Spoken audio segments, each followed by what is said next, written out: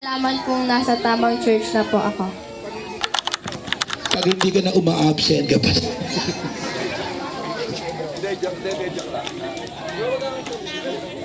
Hello.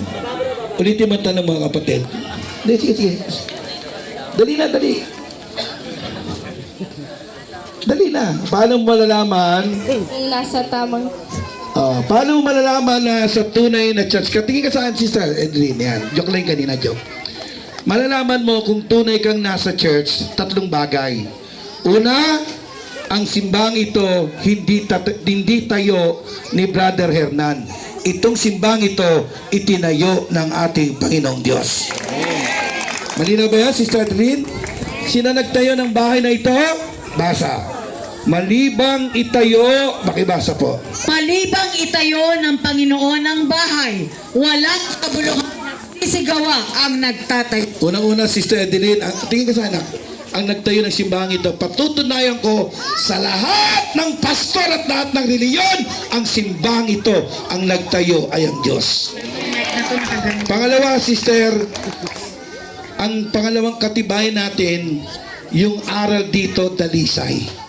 Lahat ng tinuturo namin, nakabatay sa Biblia.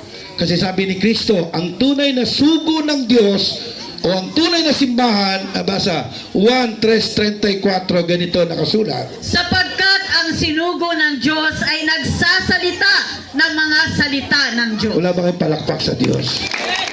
Pangatlo, Sister, pakinggan mo, Sister. Ang pangatlo, makikita mo ang kapatiran dito. Mayaman, mahirap, mayaman, mataba, maliit, mapayat. Lahat kami rito nag-iibigan bilang magkakapatid kay Kristo. Sabi niya sa tabi, I love you with the love of the Lord. But, amen. Tingnan mo, yun ang tunay na alagad ni Kristo eh. Kita mo, kahit saan lugar yung mga kapatid namin. Meron kami kapatid mayayaman. May kapatid kami mahirap. Pero walang kemi-kemi. Lahat tayo rito ay nagmamahalan. Amen! Sabi ni Kristo sa John 13:35, basa tayo. Ito po ang ebidensya na tayo ay nasa tunay na simbahan. Basa. Isang bagong utos ang sa inyo'y ibinibigay ko, na kayo'y mangag-ibigan sa isa't isa, na kung paanong iniibig ko kayo, ay mangag-ibigan naman kayo sa isa't isa. 35.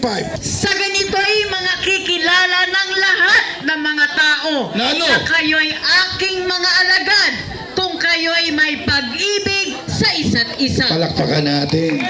Kaya meron nga tayo rito na, di ba, Sister Edeline, yung sharing, sharing is kita mo mga kapatid dito, walang pagod, kakatimpla ng kape, kakabigay ng tinapay, walang pagod sa pagtutulungan, walang pagod sa pagmamahalan, dahil yan ang natutunan natin sa tunay na simbahan ng Diyos, ang magmahalan sa isa't isa. Palakpakan po natin.